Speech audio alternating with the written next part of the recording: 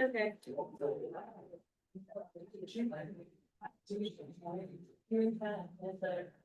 Yeah.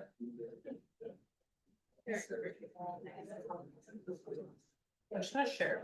Yeah, sure. Okay. I just shared my graphics right here.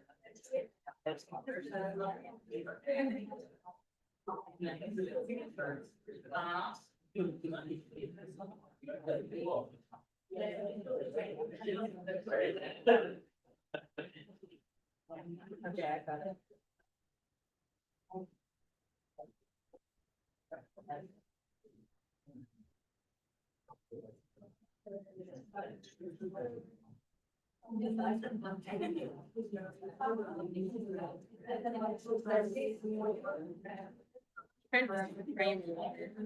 Okay, is that considered? Yeah. It's good, there's definitely. That. No, that's good. Yeah, that works. Okay. And, okay, thank you so much. Wait, are you able to hear?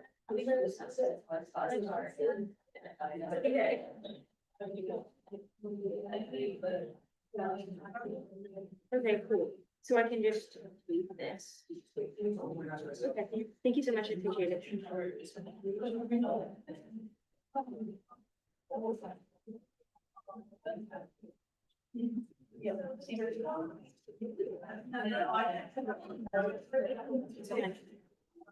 I have everyone.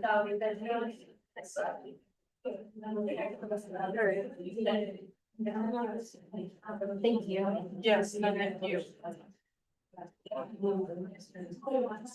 Is your computer gonna survive? It probably will be safer to plug it. Yeah.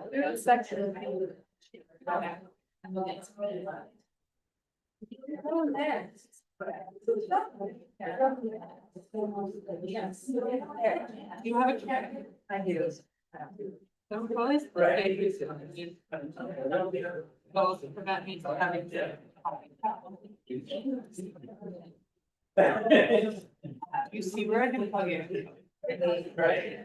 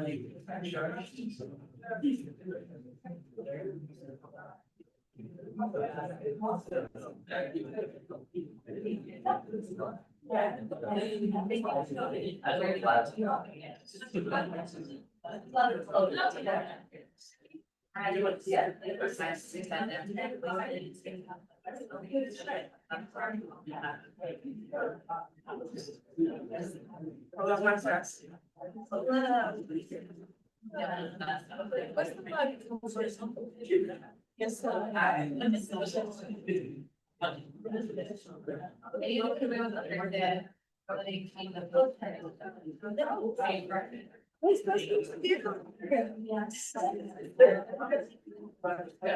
I'm not 50%. No, I'll just.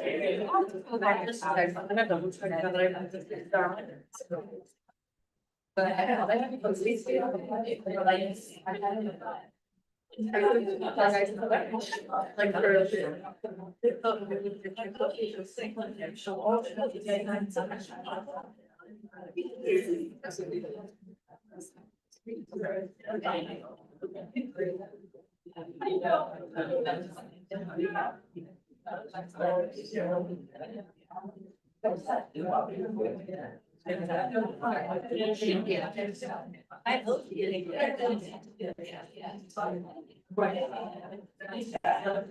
Worst case scenario.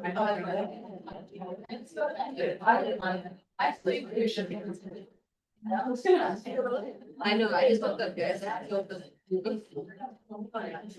All right, we're gonna get started in just a couple of minutes, so if I could have the speakers come up to the front. And then make sure you guys get some food in the back and we have our attendance form up there.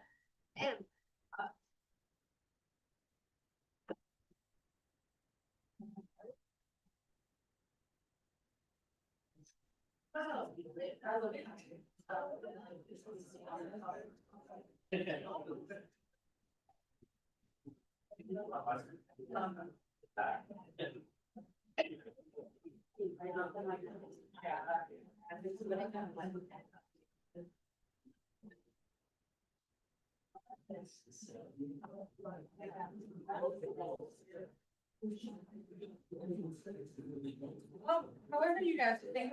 Yeah, thank you.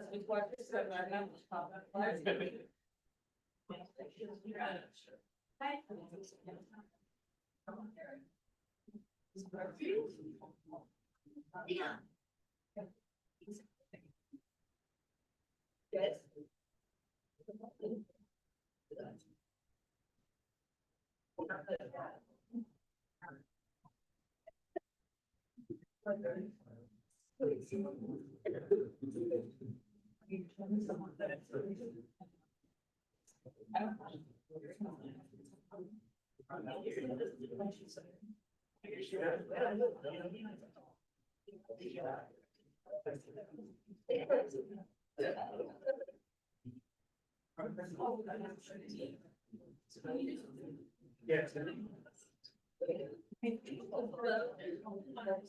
Oh, that's really good, actually.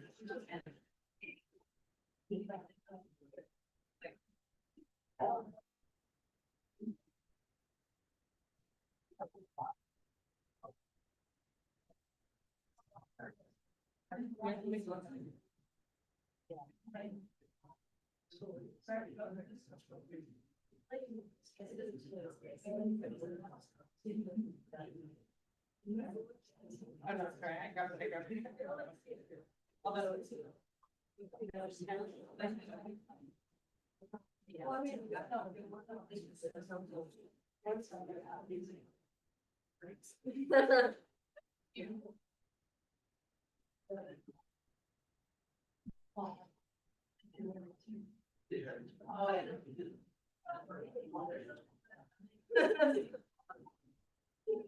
Hi, everyone. Thank you so much for coming out to our Protect Your Peers Town Hall. We're gonna start off with some introductions and then move into some resource sharing and then end off with some Q&A and public forum. My name is Leanne Metzger. I'm the student body president this year. My name is Sydney Bibbins. I'm the Student Advocate General. My name is Leah Cotta. I'm the External Vice President for Statewide Affairs. Now I'm going to pass it off to our panelists. Hi, everyone. My name is Melissa Candel Villagreses. I'm the Director of Undocumented Student Services. Hi, everyone. I'm Lavini Betancourt, and I'm the Community Programs and Project Manager at the Community Services District. Hey folks, how's it going? How's it going? I hope everyone's doing well tonight. My name is Joaquin Becerra, he, him pronouns, and I serve as your dean of student affairs. Hi, everyone. My name is Eric Williams. I'm the director of the Office of International Students and Scholars, and really grateful to be invited to be on this panel. So thank you.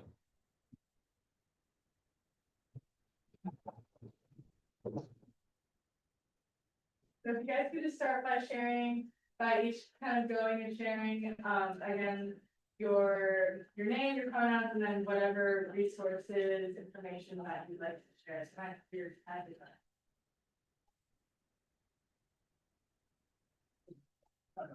So Eric Williams, he, him. At the Office of International Students and Scholars, our primary focus is to assist international students and scholars who are on an F1, J1, or H1B visa with their immigration matters and compliance with the federal government. We also do different programs, whether that's pertaining to their immigration status or more support services of helping them utilize services on campus and resources on campus so that they do feel supported at UCSB.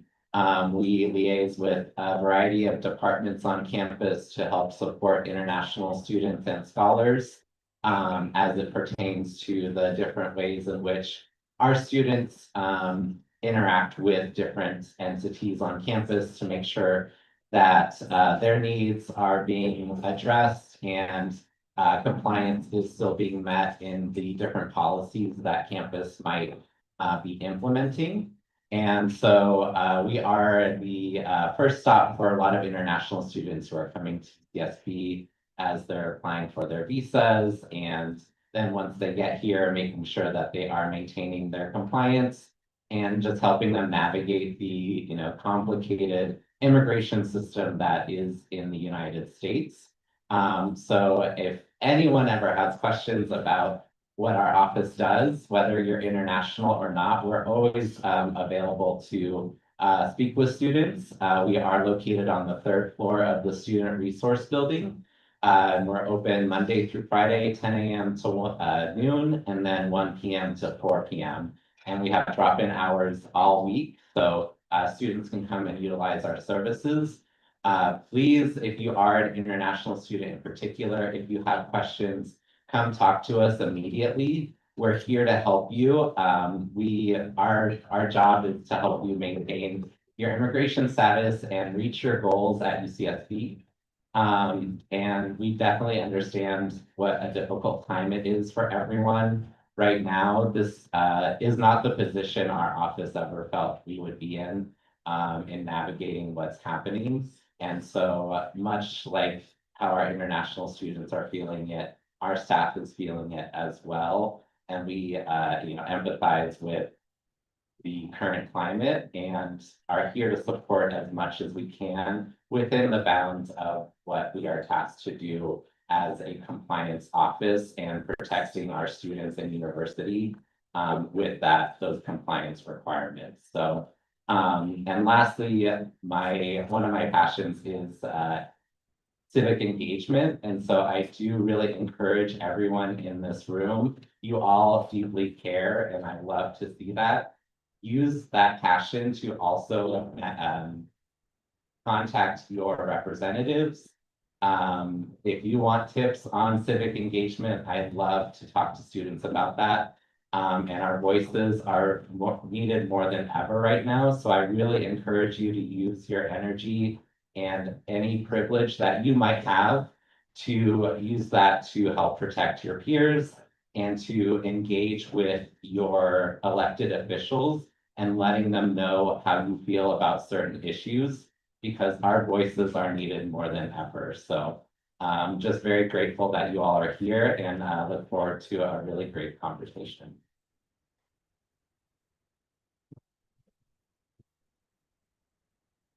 Hey folks, once again, Joaquin Becerra, service Virginia students, and I use he, him pronouns. So a bit about me and so what I do. So my role is really two pronged. First, it's staff facing. So areas such as the Multicultural Center, our Resource Center for Sexual Gender Diversity, our Office of Black Student Development, Dean of Students Office, Restorative Justice Programming. That reports to me. And if you can imagine, in those areas, we're having an engagement, critical dialogue on how our current climate is being impacted, the fear, the impact on critical discussions, and how do we create appropriate containers in a time that's extremely gray and unprecedented in higher education and for, I think, the safety of so many. And so that's one piece of it. The other piece of it is really student facing as your dean of students. I'm supposed to be, the dean is supposed to be the administration of the students. So my work is to try to capture and understand what the students are going through, and then how do we communicate that to really impact the change at a climate level, and then how to impact change within our departments that are under our purview. A couple of specific resources that we have in the Dean of Students Office to really support is our Dean of Students support group that really supports students who are having academic assistance issues, and those are sort of tailored issues. So if there's anyone going through kind of a specific situation that's impacting them, here we have a resource within the Dean of Students Office that can say, hey, I'm really being impacted by the climate. I'm having sort of issues. We will basically, my job is to help students both individually and at a group level be able to navigate the institution effectively. So that's open and available for your contact. So one of the things that I find in large institutions with people, are well-intentioned, we have cracks, we miss people, right? And a lot of those people tend to be on marginalized communities or have promised communities. And so the Dean of Students Office is open and available to help right the wrongs of our missteps within the institution and make the space and our work here in the institution and our arms a little wider than we can capture as many people as possible.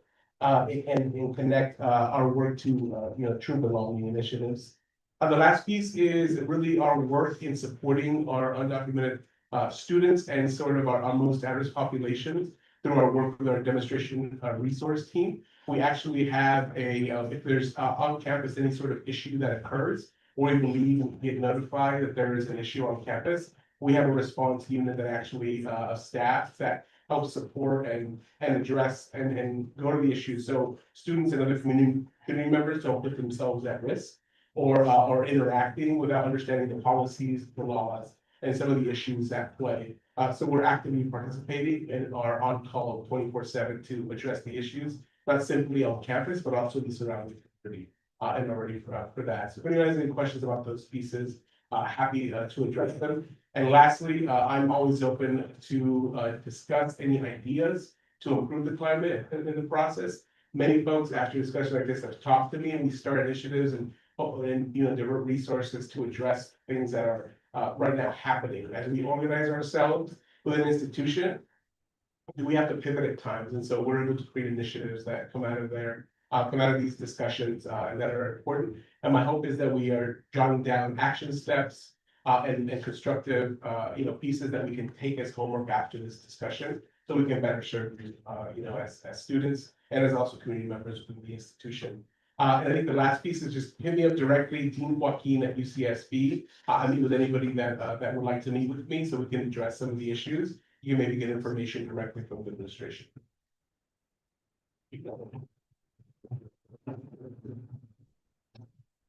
Hi again, everyone. It's Labby Bentford. I'm the Community Programs Project Manager at the Isla Vista Community Services District.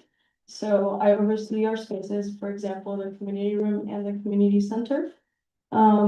They both have policies stuck on their doors, but in the inside, so they're not visible to the public. However, they are there and posted at both places.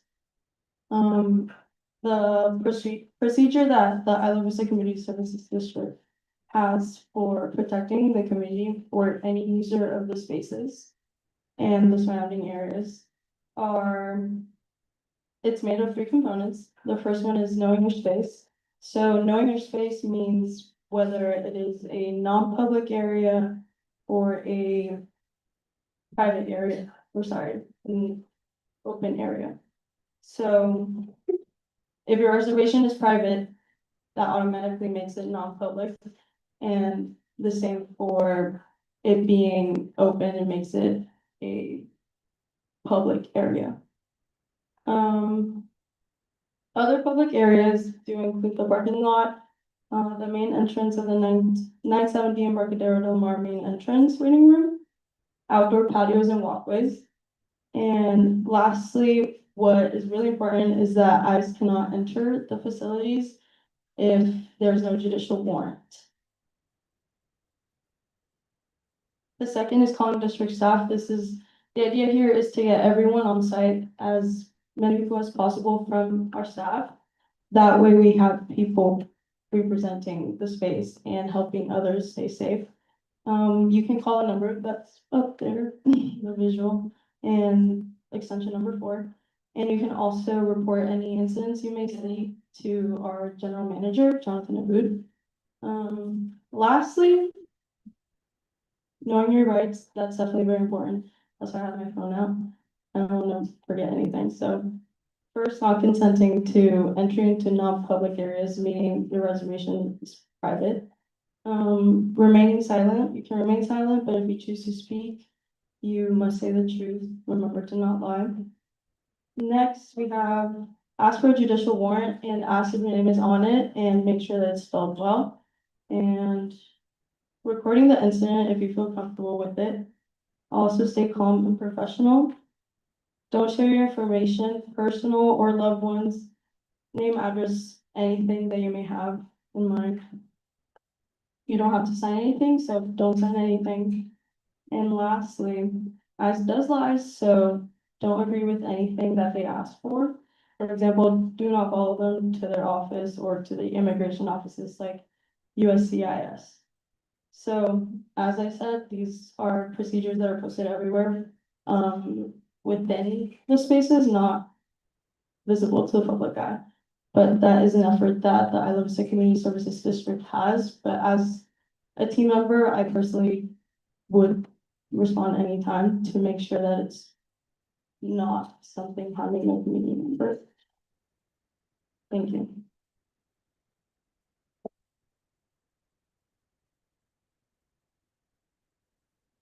Alrighty, good afternoon, everyone. My name is Melissa. For undocumented student services, we have a lot of different resources and opportunities available to our students. Within our office, we serve students who are impacted by the US immigration system. So this includes students who identify as undocumented undergraduate or graduate students, in addition to students who come from a mixed status family, meaning that maybe they themselves were probably born in the United States, but a family member, like a parent, is undocumented, and therefore they feel the impact of this administration and the immigration system within their family and their household. And we also support students that come from a refugee background. All of the services that we have within our space are created with this intention of making sure that our students feel a sense of belonging on campus and that they also feel included with the opportunities that we offer. One of a very important resource that we have, and in case somebody here didn't know, I think it's important for all of you too to be aware about this, is we do have an immigration attorney. We collaborate with the UC Immigrant Legal Services Center, and they provide us with an attorney who can service any UCSB students, the immediate family members of students. Who does an immediate family member include? It includes mom, dad, step-parents, siblings, partners, and also step-siblings. So if back home, mom has a question about something that they saw on the news and they want to speak to somebody who's credible, who's bilingual, who speaks English and Spanish, then immediate family members can also schedule an appointment, have an intake, ask questions to the attorney. This is really critical, and it's such a powerful resource for a lot of our students, especially for those that come from a mixed status family during these times. Our immigration attorney is also able to support UCSB staff. So the immigration system impacts not just students and community members, it also impacts a lot of employees on campus. There are employees who are documented, they have DACA themselves, and because of that, they're able to work on campus. If someone has DACA and they need support renewing their paperwork, then they can schedule an appointment with the attorney, and her guidance is credible and it's free. The service itself is free. So during these times and with everything that's happening right now with immigration and the harms that are happening against many of our communities, it's so important to know where to access credible information. And it's so important to know where and who you can go to. We have seen some situations in which our students in a vulnerable place may have gone to a private attorney. And because they went through a private attorney, now they face really high fees because now they're having to pay the attorney for their labor in addition to any USCIS application that they might have to submit. Whereas if they would go through the campus attorney, right, through our UCM attorney, then they don't have to worry about the attorneys later. They just have to be able to work and collaborate with them on whatever the needs are for their individual case. So that's something really important. Our attorney, her name is Yoxira Espinosa. You'll see her around campus. If you attended last night's event, you were able to see her there. But it's something that all of us should be aware about, because as students in this climate, we just never know when something could happen, and it's so important to know who we can contact. So that's an incredible resource that we have available. In addition to that, within our space, we also have a lot of scholarships available for students. Scholarships connected specifically for students that are undocumented and pursuing STEM degrees. So if anyone in this space identifies as an undocumented student who maybe is a biochem major or a second brain sciences major, then we currently have a scholarship open that you can apply to. And it's worth $500. If you receive it, that's money that you can use to meet any of your academic or personal needs. We also have other scholarships for students who are graduate students, in addition to students who get involved with USS programs and programming. So we have some ways to be able to help our students access financial resources. And because financial resources are so critical for the immigrant community, we also work with our campus partners to be able to create opportunities, professional development opportunities. There's a program that's called the Monarch Opportunity Scholarship. This program is UCSB specific, and it basically allows somebody who does not have work authorization, who's not eligible for federal work study, to be able to access an internship on campus that comes with a scholarship as financial support. The internship, right, gives them actual hands-on experience that they can build their skills in and add to their resume and build their portfolio whenever they're applying for graduate school or whenever they're preparing for life after college. And it also gives them a good scholarship to be able to use for whatever their personal needs are. Connected to the Monarch Opportunity Scholarship, we also have other programs such as the Bridge Fellowship Program. This is for students who want to access research opportunities. Anything on campus that requires work authorization, that requires a social security number, is not accessible to many of our students. Majority of UCSB students do not have DACA, which means they don't have these two things that I just mentioned. So through Bridge, they're able to access a faculty mentor who can guide them through a research project within their lab for the academic year. That program also comes with additional resources such as connection to other students that are undocumented and are experiencing the same things that they are, in addition to research units that they can have on their transcript and a scholarship as well. The scholarship is up to $7,200 for the academic year, and it's something that any of our students can take advantage of. In addition to this, since we're in the topic about opportunities, within our space, we also have internships, we also have peer mentors, we also have volunteers that provide their support to our community through USS. Our mentors or interns put together amazing programs. They advocate for our students and they work directly with USS to kind of guide us and help us identify where are the most pressing needs of our students right now. And they help us figure out how do we bridge whatever gap we have with students and with what we're able to do within our scope of our departments. These positions are also paid. So again, if there's any students who can benefit from this, you are more than welcome to apply for these opportunities. And they also come with scholarships as financial support.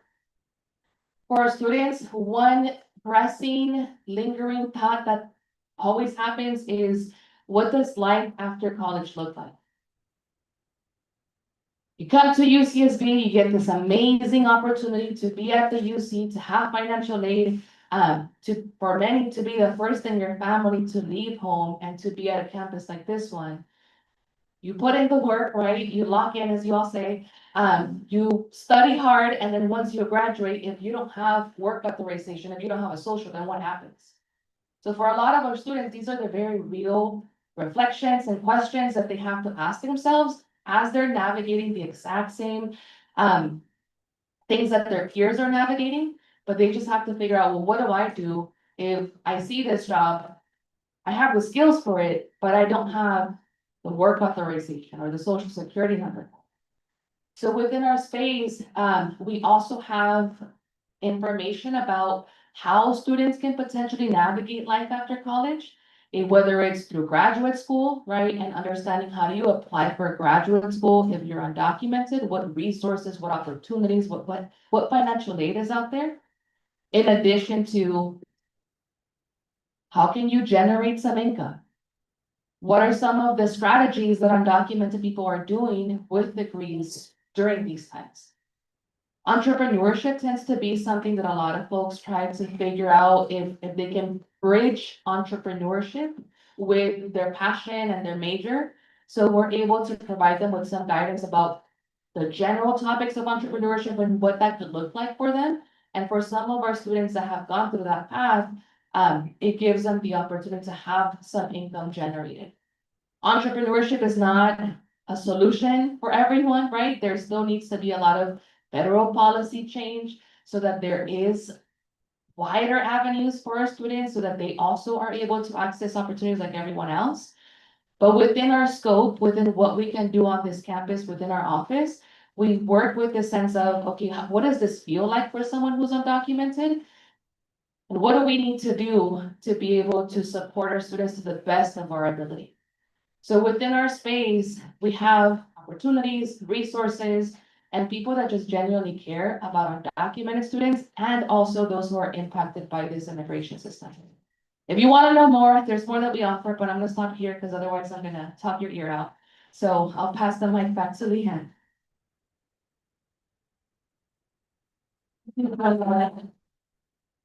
Okay, so we're gonna hop into public forum in just a second. But before we do that, we had a few pre-submitted questions, so I'm gonna let Sydney ask those. Hello, and as I'm listing off these pre-submitted comments and questions, feel free to like line up behind me or line up at that mic. I'll just go, there's only 3 listed here. Yeah, feel free to come up to the front.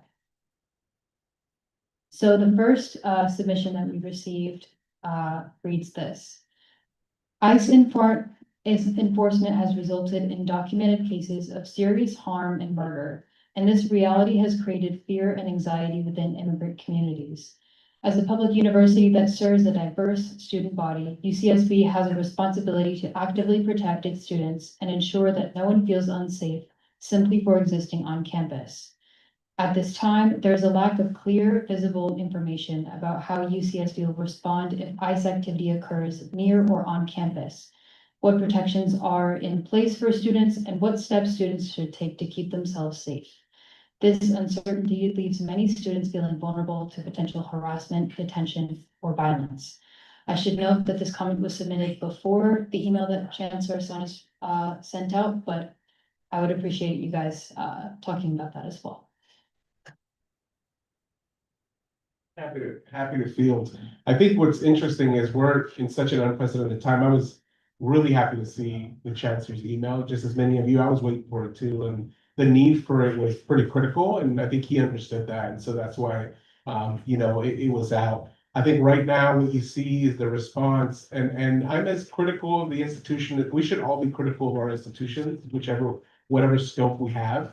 And so what I saw in that email and what I was hoping that we have and what we do have is a direct line to campus council. So that phone number that you get, it doesn't go to a hotline. It goes to our campus council directly. And so if there's an issue of legality or an issue of like, what do I do next or what's going on? And we have these sort of a citing, you have access to support of being able to report those pieces. And we're doing active work within the administration to see where is, we have policy, we have law in place for notification. That might, that's, the basement. What else can we do to help support and protect our students at this time? Currently, SBCC has reached out to us and we're working locally within higher communities to figure out, okay, what are best practices? What can we do and actually work on. So, because we saw the impact, if you saw, ICE was staging, at, SBCC and the impact that had. Well, what happens if that occurs here, and what do we do, in those spaces? So we're actively working with community members, with, student leaders, and with staff to be able to best support our students, if those things, happen. For those who may not have read the email, can you kind of clarify, I guess, what's gonna be happening with that, notification in the event that ICE comes on campus? Yeah, so that notification, so as soon as somebody has is able to report, the phone number that you can call is 805-893-4000. That's 893-4000. When you make you'd like to make a report, that will then engage in an identification process to see to gather that information and then make the notification once identification and confirmation of that information is had. So that will then trip a notification to the community as soon as that's able to be done. Thank you. I'll move on to the next submission. It says, "Thank you for putting this on. I find it extremely discouraging that our UCSB leadership has not put out any official guidelines or statements on how to best protect our undocumented students on campus." There wasn't a question, that was just the full comment. If you wanted to address that concern. I know that some folks there are other campuses that have guidelines for international students, undocumented students to carry certain documentation with them. Maybe Eric, you can speak to that, on what your office and maybe what USS recommends students carry on them. I can go ahead and note, just while I have there's been a lot of work that we've done with staff and space. In behind the scenes to figure out how do we support students specifically, and staff if something was to happen on campus. So we've worked with those pieces, and staff know for desks know, and offices and departments know those pieces, and communications directly to potential impacted students with them. Yeah, so I think, and this is to be very transparent and honest, like Joaquin mentioned, we're in very different times right now. Past is no longer prologue. When we're advising students in our office, I have to stop myself and say, well, this is what has been happening, and so this is what you can expect moving forward. It has increasingly made everyone's lives more complicated and difficult. And so even from an administrator's perspective, it's become increasingly difficult for us to be able to properly advise people, because what we used to know is no longer true. And we don't get a handbook from the government to say, this is what we're going to be doing, and this is what you can expect. It's us waking up in the morning and having to check social media to see what policy is coming out, or what the quote unquote vibes are that they're sending out, or anything like that. So I wanted to give that context that, it's not simple. And we all are doing our best to try and figure out how to best support our students. We work closely with all the other UC international offices. We meet every week to go over issues that are coming up and how collectively we can share resources and best practices in collaboration with immigration attorneys who themselves are trying to figure out what everything means.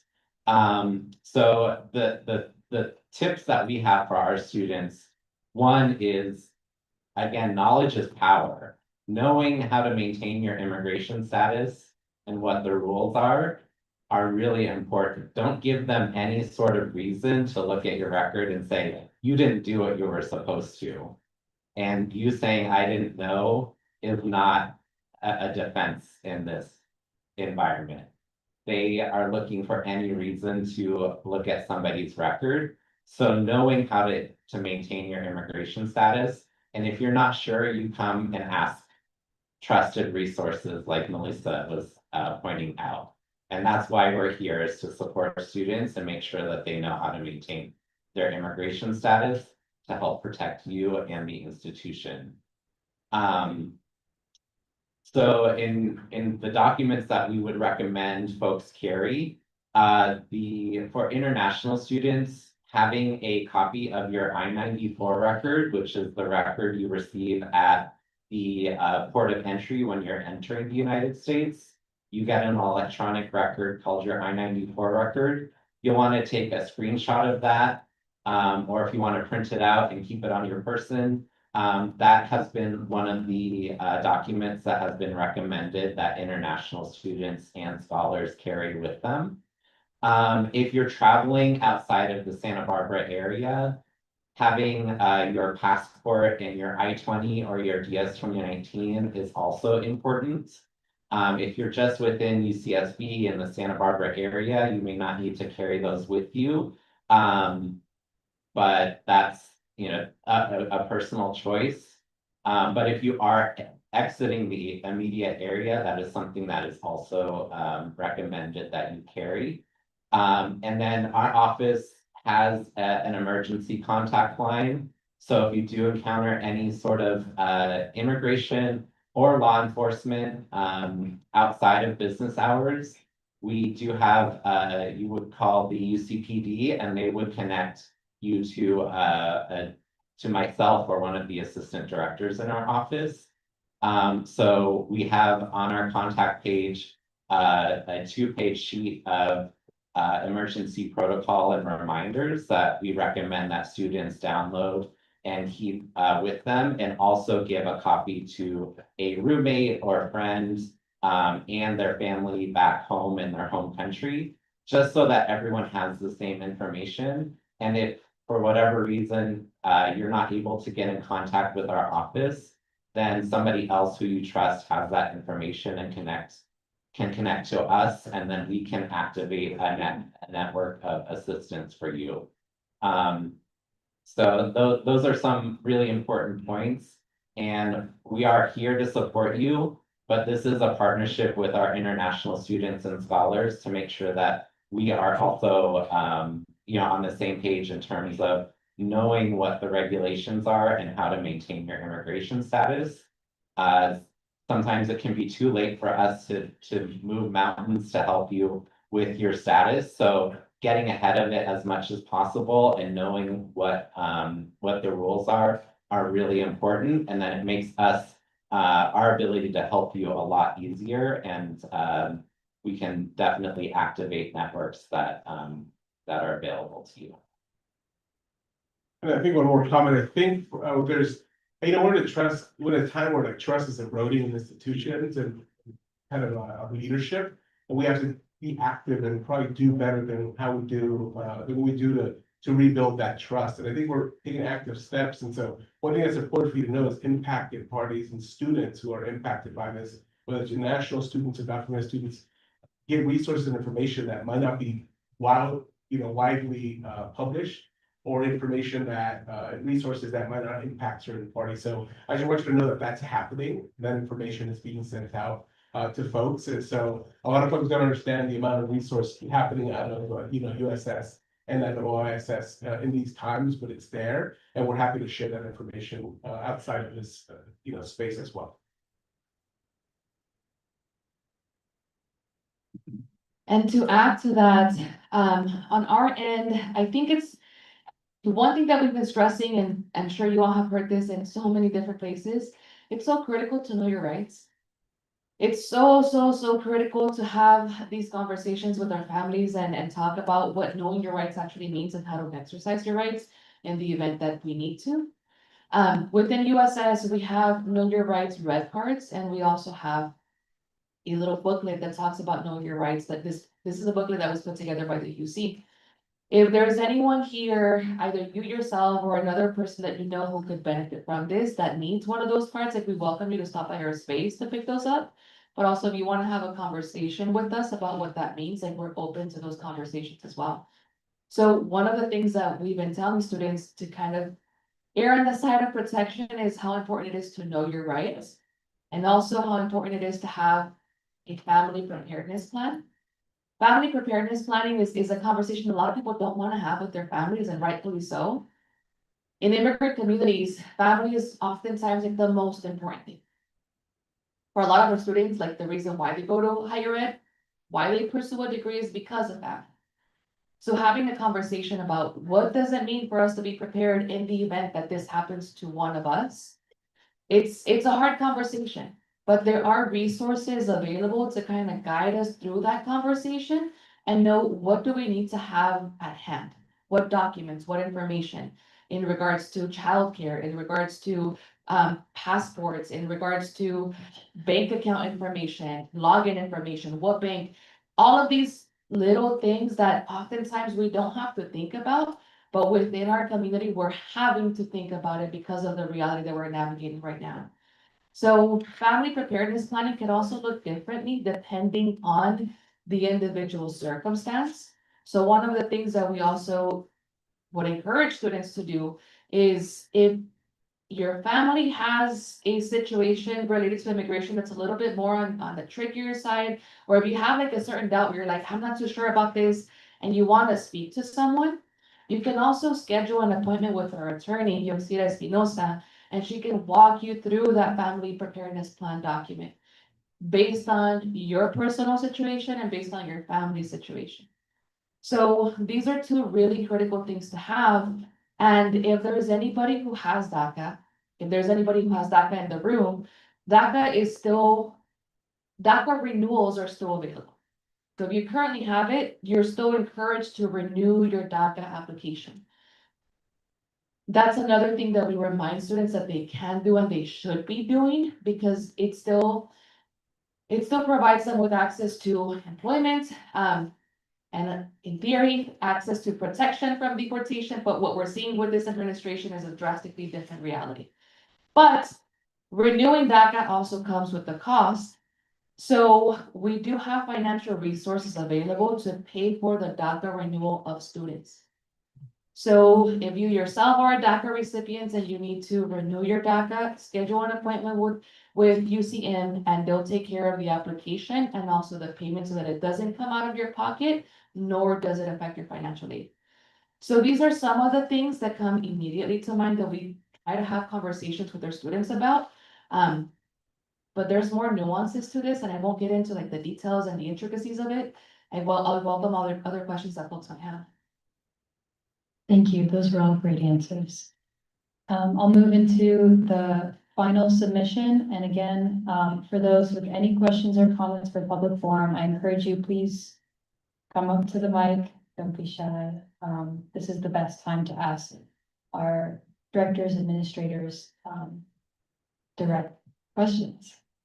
So this comment reads, given the current political climate and the fact that some undocumented students do not have work authorization, how are UCSB administrators communicating and implementing support to help these students graduate within 4 years and access financial assistance beyond tuition coverage?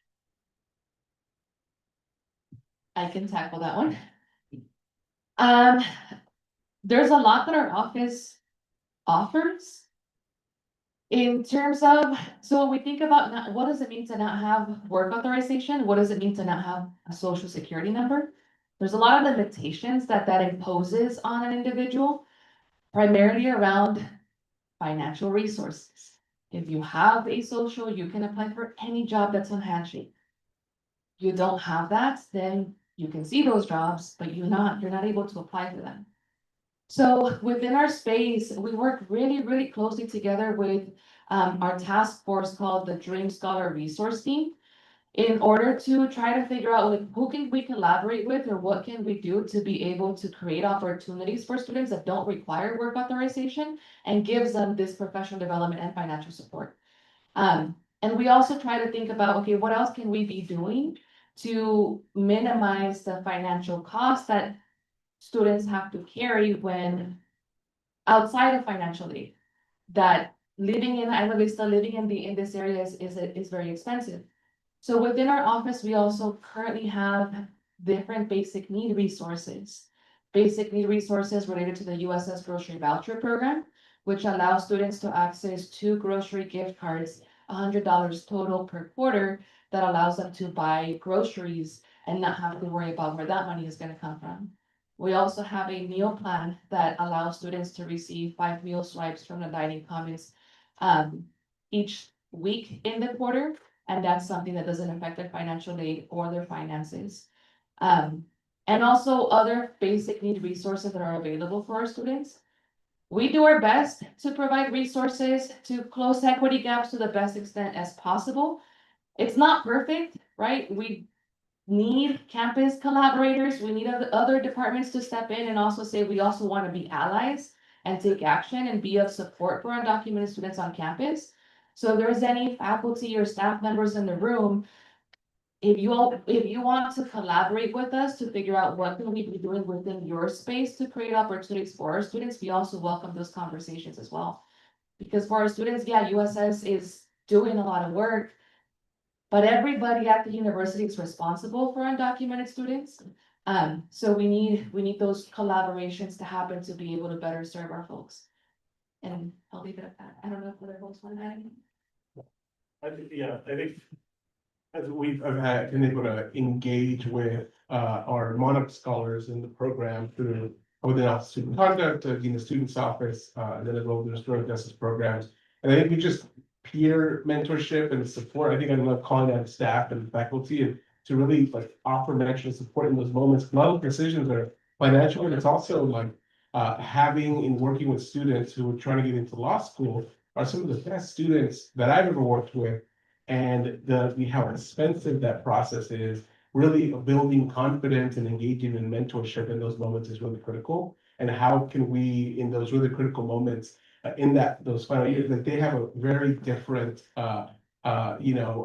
set of closure pieces in their academic experience than a lot of us had to engage with academically. So I think there's something there that I think we've yet to tackle. And that is not, I love the way you put it, it's not just one office's responsibility, but us as a community coming together to identify how we can support, that community's confidence and pathways as they exit the institution. Thank you. Thank you so much. So now we're gonna move into public forum, and I'm just gonna go over some community guidelines. So number one, respectful dialogue, so no personal attacks, threats, interruptions, or derogatory language. Number two, stay on topic, so comments should relate to immigration in our community. Number three, public comments are limited at 3 minutes to allow as many voices as possible. And number four, no disruptions, so no interruption of people with a microphone speaking. And with that, we can start over here and then we'll kind of go back and forth between the microphones. I'd like to get down to the nitty gritty about the warning system. I had the impression that, and there were some things said last night that gave me the impression that it won't be like, prompt.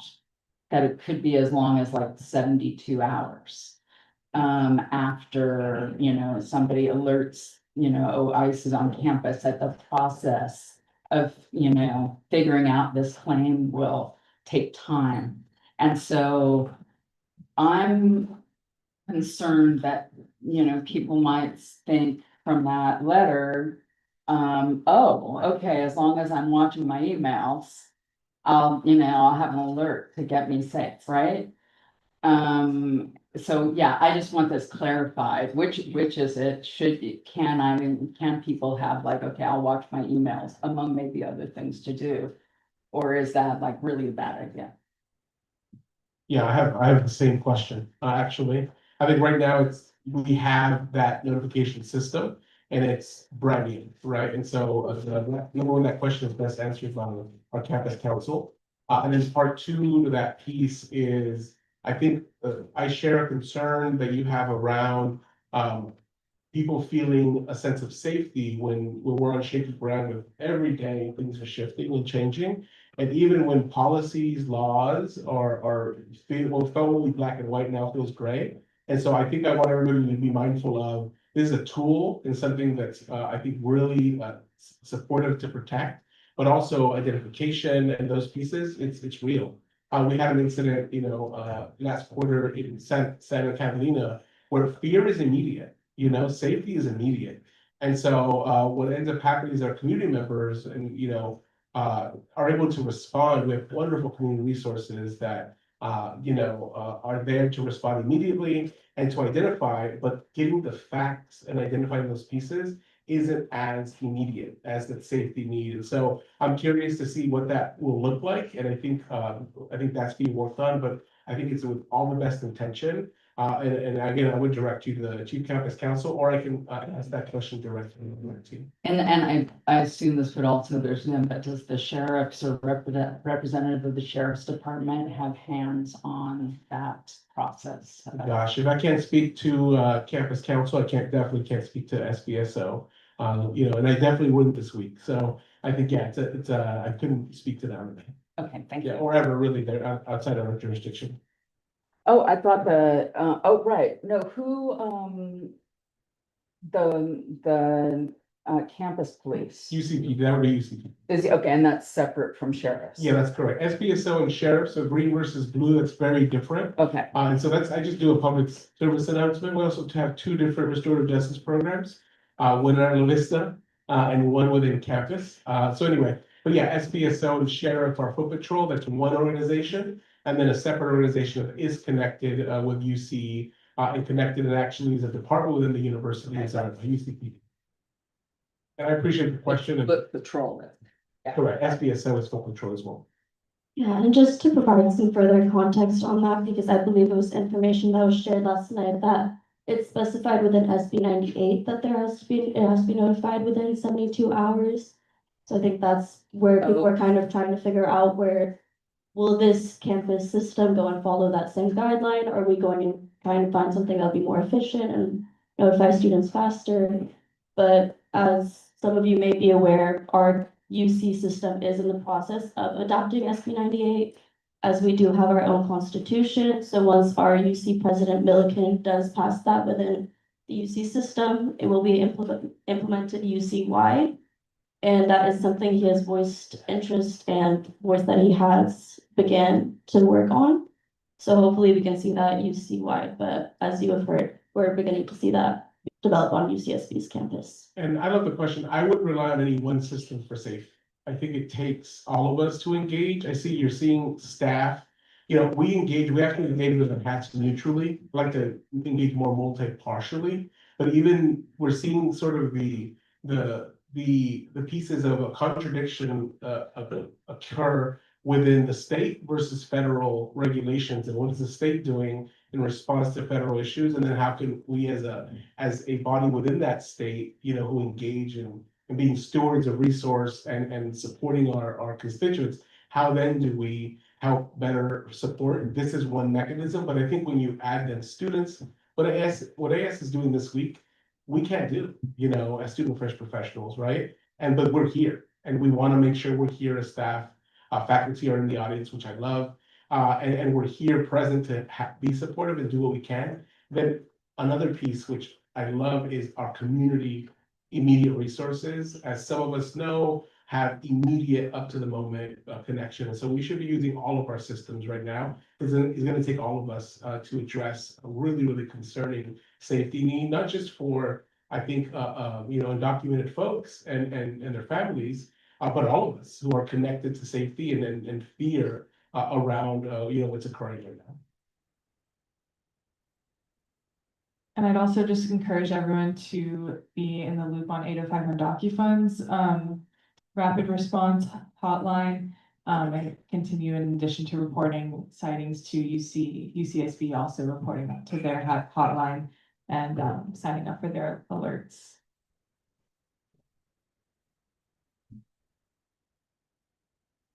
I had another question, just not submitted, one that I had.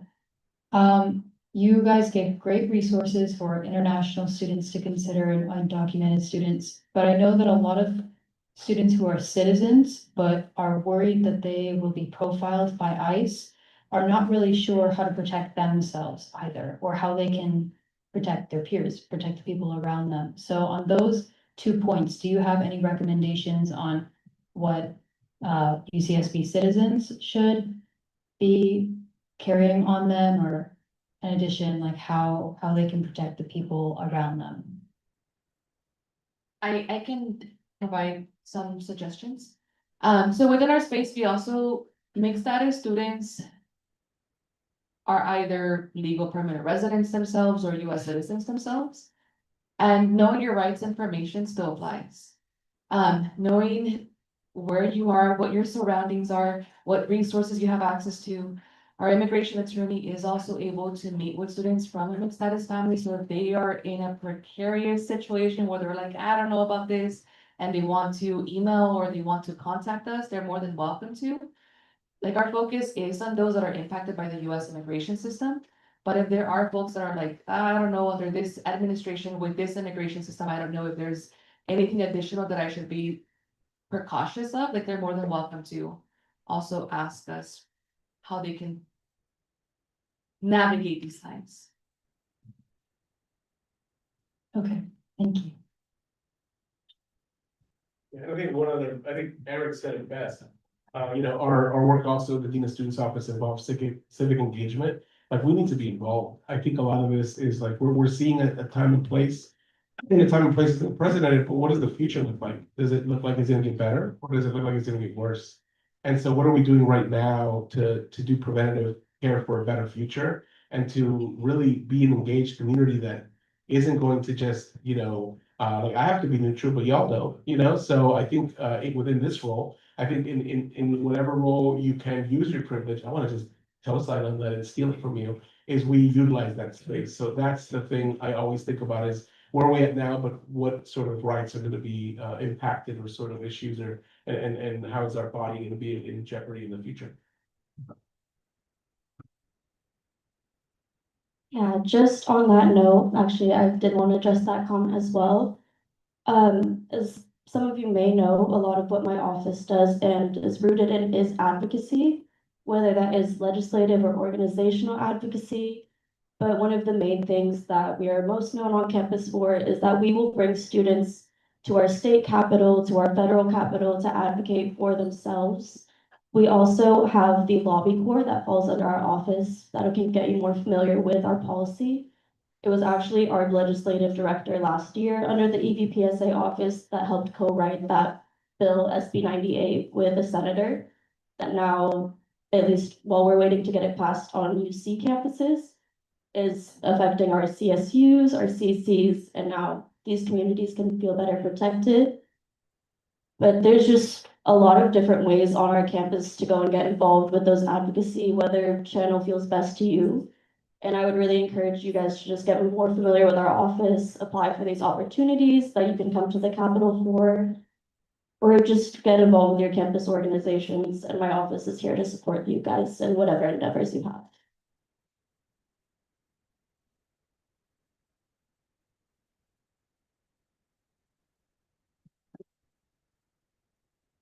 Then have any more questions? Nice to show back in. Hello, all of you. My name is Veronica.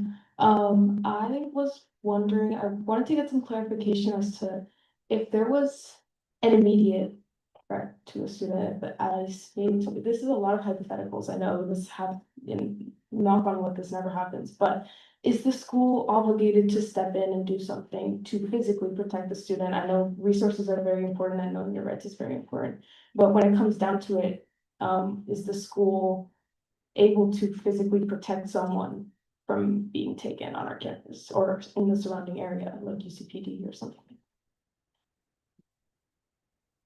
To try to tackle that one, right? I think with it, so if we have to do a lot of hypotheticals and scenarios, right? And it's so case by case. Luckily, nothing like this has happened, right? Because the thing in FT was not a confirmed piece, but we didn't know that until that was reviewed.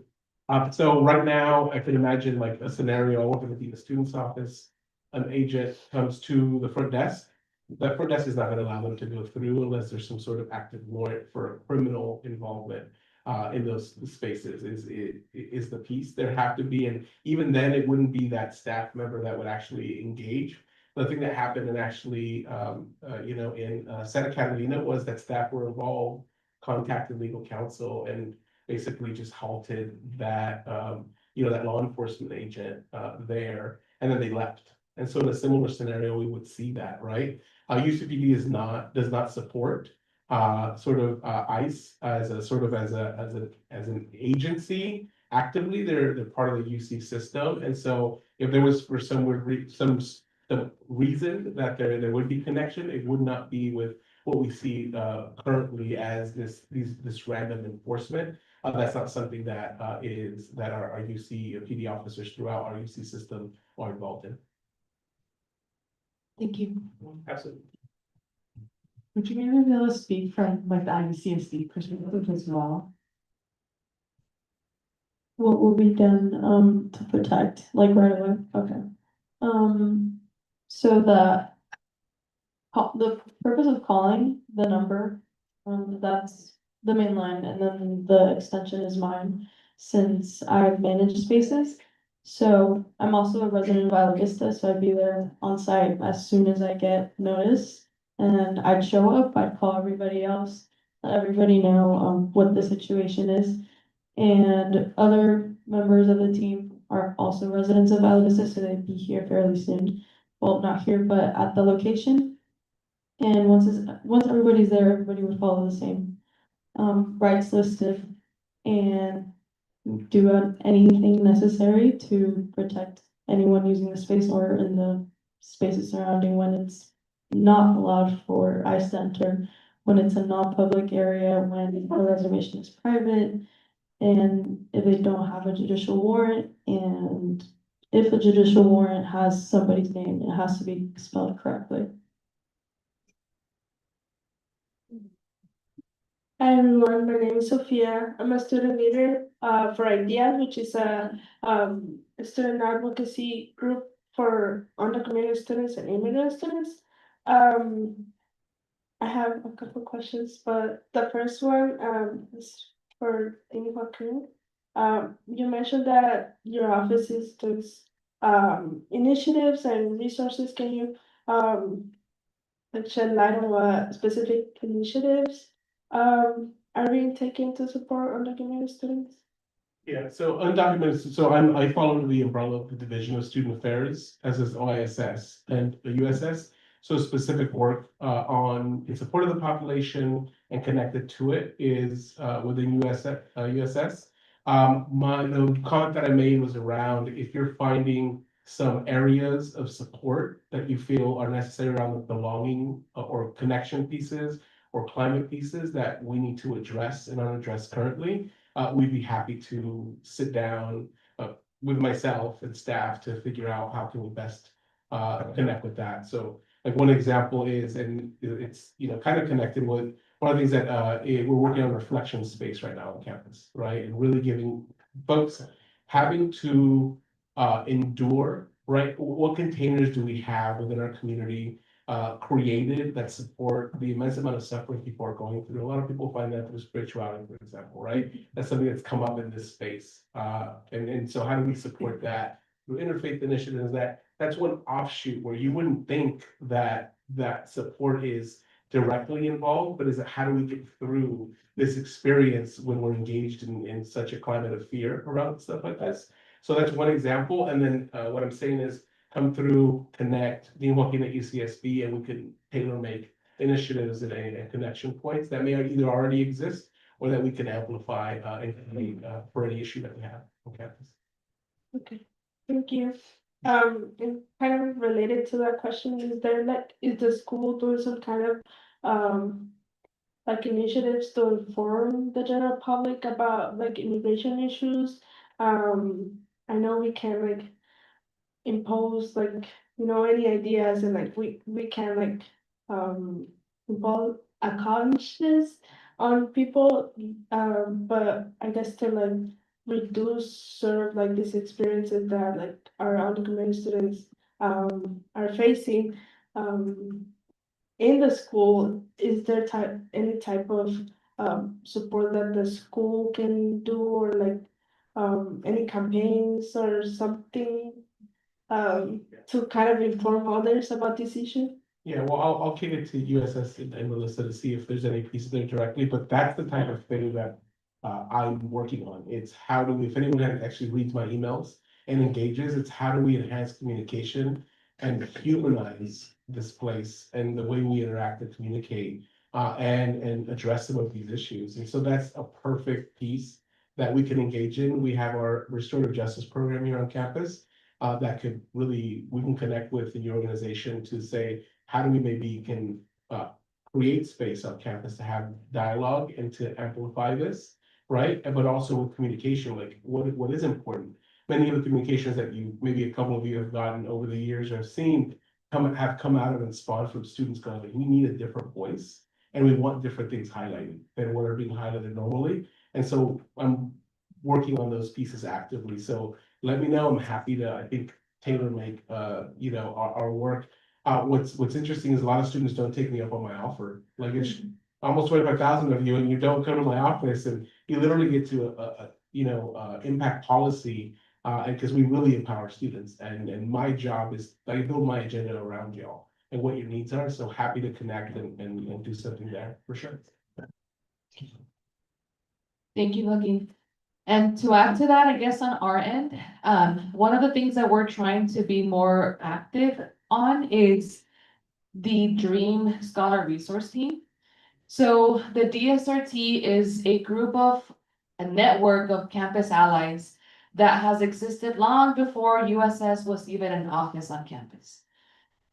Historically, this has been a space where strong advocacy has come for undocumented students or Dream Scholars at UCSB, where campus allies from admissions, from career services, from different departments on campus, including faculty as well, have come together to kind of bring their expertises and say, okay, what's happening within our offices? What are the requirements? What are the campus policies? What do we need to advocate to support and uplift our Dream Scholars on campus? So in an effort to bring more support for our students, we're trying to be more intentional with the DSRT space so that there are more allies across campus. And hopefully that results in also more awareness and more resources. But within our office as well, like if students ever have any feedback, any suggestions, anything that you all see that is not working, we might think that it's working, but you all might say, actually, Melissa, that's not working. We need to improve a couple of things. Like we welcome that because our office is literally here to make sure that whatever opportunities we're creating, are actually benefiting the people that we're here to serve. So the DSRT is definitely a space, but other ideas, other suggestions that you all think would be beneficial for the campus, like we're open to collaborating. Thank you. Now my last question is actually for AS.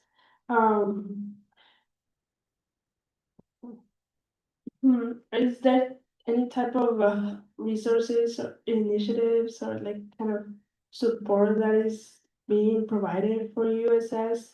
Are there like any collaboration that you guys are looking to have with USS in the future?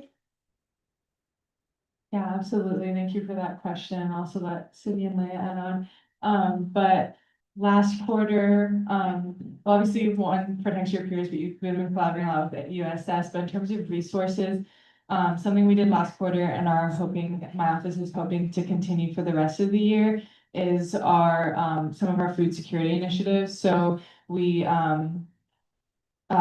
provided free super kukas last quarter for students on EBT, and we also gave like a stack of vouchers for undocumented students to use, and we're gonna be continuing that in the coming weeks and hopefully for the rest of the year.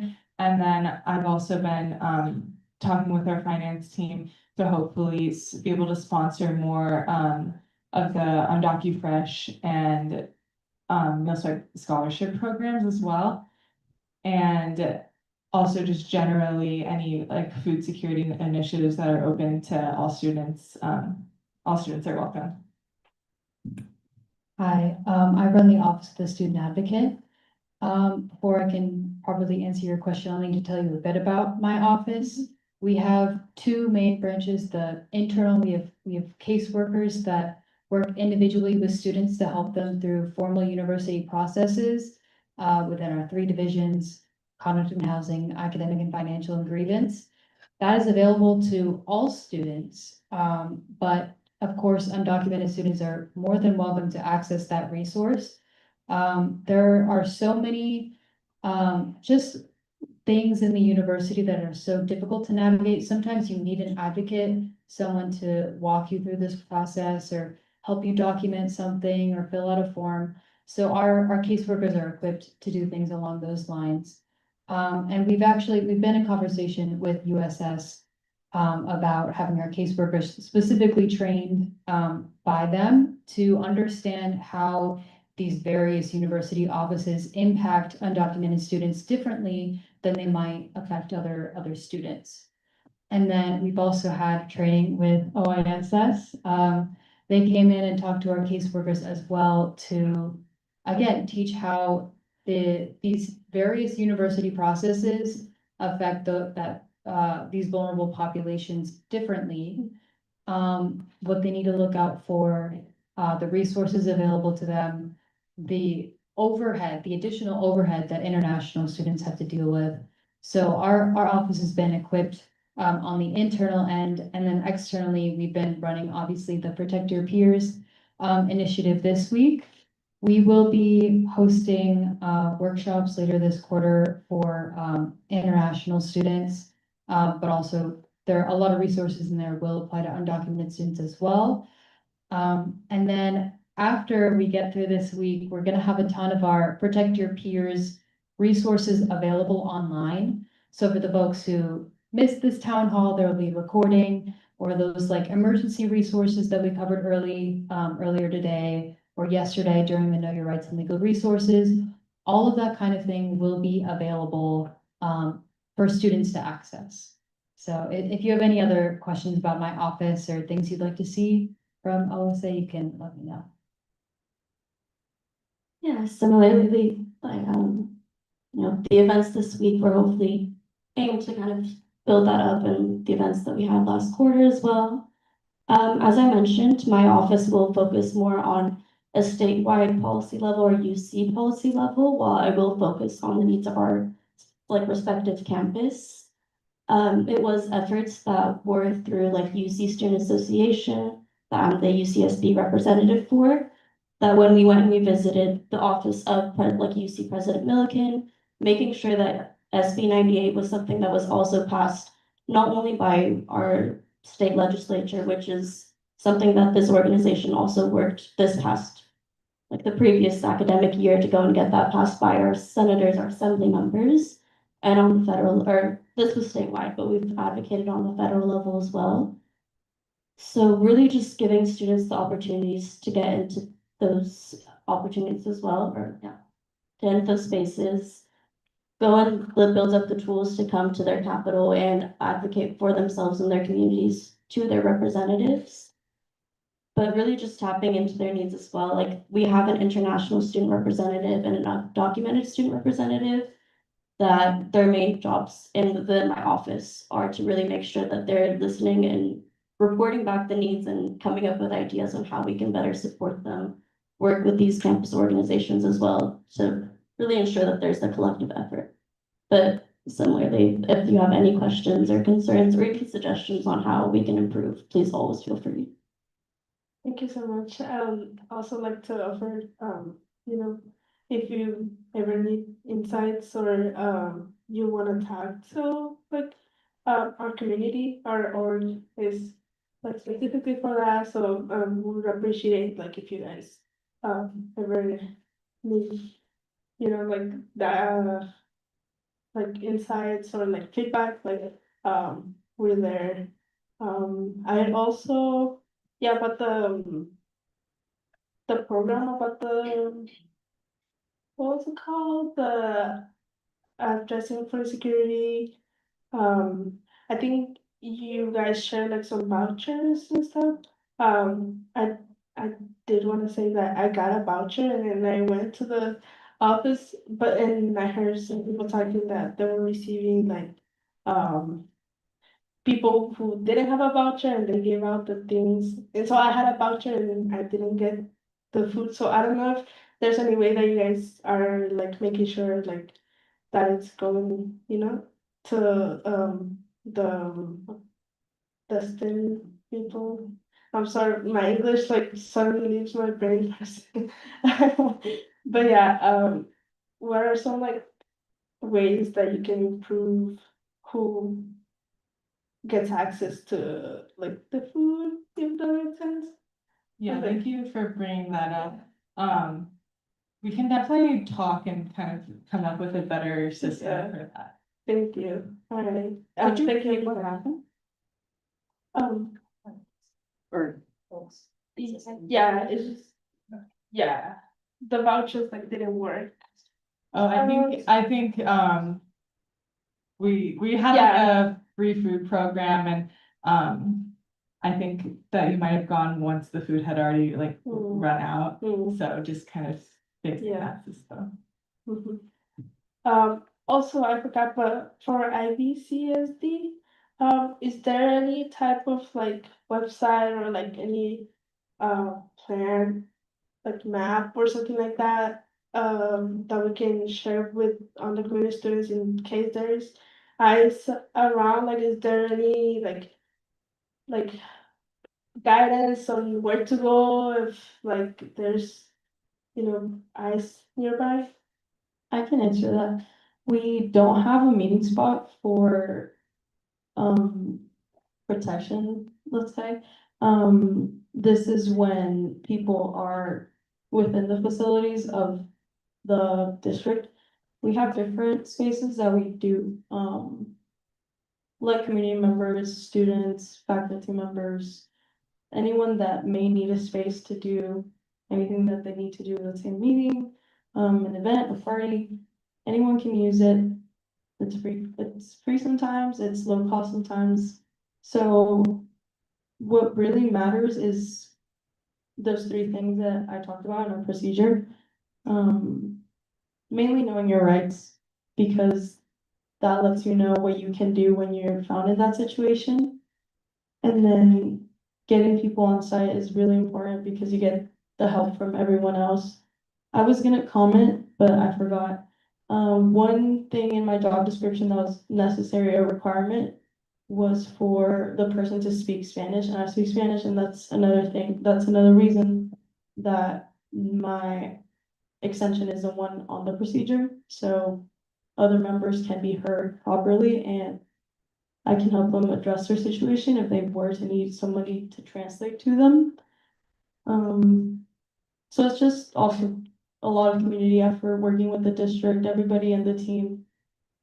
Make sure to be protective of these people no matter what, but I can't say that there is a spot, just knowing if your reservation is public or, sorry, private or open, that makes the space open to public or non-public. Thank you so much.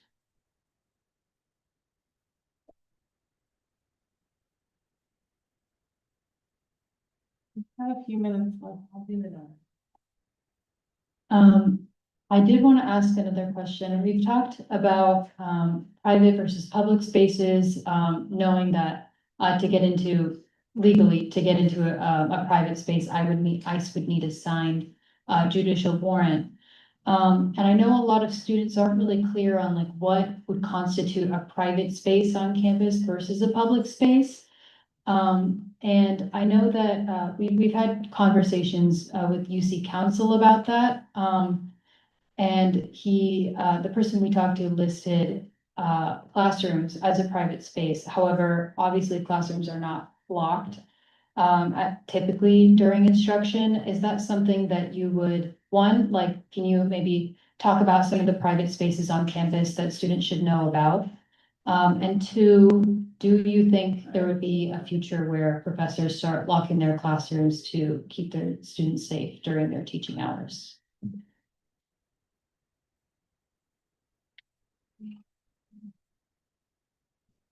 I can answer the first half. I can't speak to the professor's part.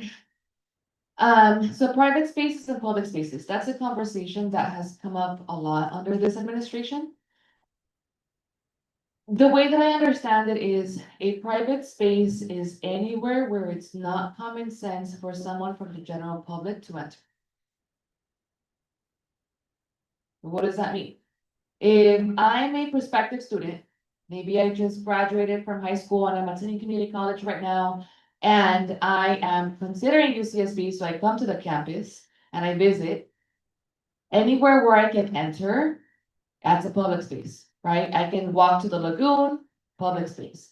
I can walk into the arbor and buy some pizza, public space. I can, anywhere where I can just enter without needing to show a UCSB ID, to give a perm number, to have some specialized access, I can be in that space. But as a high school student that just graduated, I wouldn't think that it's okay for me to just walk into a lecture in session. So that's a private space. If I see an office with a closed door, I wouldn't think that it's okay for me to just enter that space if I wasn't invited in that space. Private space, right? So if you're in a building and you're walking down the hall and there's a bunch of offices there, if the door is open and somebody can easily walk in, public space. If the door is closed, private space. If there's a space that requires an access code, your access card, a key to be able to walk into that space, some type of like additional layer, additional barrier of access, those are private spaces. My knowledge is that there's different types of private spaces in different areas across campus, but there isn't necessarily like a list or somewhere where you can easily identify like, oh, okay, if I'm walking around campus and I see the SB98 email, I can just walk to the nearest private space to me to find some level of protection. That list doesn't exist. But if we do encourage folks to kind of consider, if you know of any spaces, right, maybe it's an office with your professor during office hours or somewhere else, like we do encourage folks to kind of think of some private spaces that you're aware about and go into those spaces. Within the DSRT, some of our community members are trying to do some research on what are some of the private spaces that already exist to actually create some form of a list. And many of our DSRT members have offered their office spaces so that if a student is walking by the visitor center and admissions is nearby, our friend over there has said, you know what, like students can come into my space and they can be with me. So I answered that part, but the second part is really hard to answer because we don't know what the future holds. But I'm wondering if any of our colleagues might want to add something. Yeah, I think what's interesting is like, one of we're an open campus, right? We're an open campus and a lot of the spaces that we engage in are that. Do I believe, like, I can't answer that question, that's a question for our provost, which is our EDC's office, and academics in general talk philosophy around that safety piece. I don't foresee a future where we're locking every single door, right? Or we can even create an infrastructure that we can e-key everything and then flip a switch and then everything locks. Like, that's something that I think is gonna take time. But I think the culture of supporting our students, that if something occurs, we have somebody who's in charge of that space, that's an unlocked door. Right, but there'd be no appropriate reason for them to enter, right? And so that's something that I think is more on the immediate horizon and what the steps are hopefully being taken. But no, I don't foresee that being, if even if that could happen, that would be in the near future. Thank you, that's all I have. Alrighty, and that brings us to 7:30, so let's give a last round of applause to our panelists. And thank you all so much for taking out the time of your night to come. Our last Protect Your Peers event is tomorrow evening, 6 p.m. at Embarcadero Hall. And it'll be a teach-in with Professor John Park, all about US immigration history and policy. So it'll be super interesting, free presto pasta. So I hope to see you all there. Thank you so much. Recorded? Yeah, exactly. Recorded? There's also this.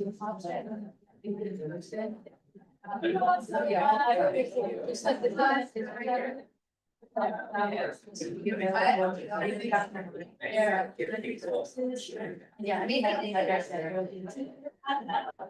Perfect. Yeah.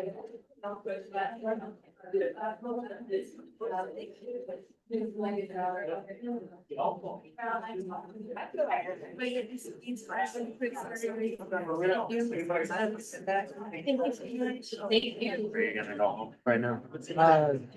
But like, I was just concerned about your office. The neighborhood office. She got like. Go ahead. I'll like wait. Thank you. Appreciate you all so much. On behalf of all of you, CSB. He is the face of the. You know, the breeze.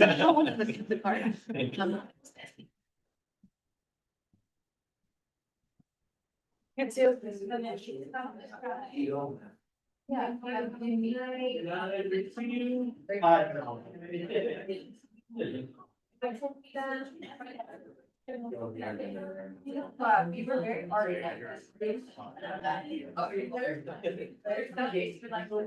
Office of two now. Thank you.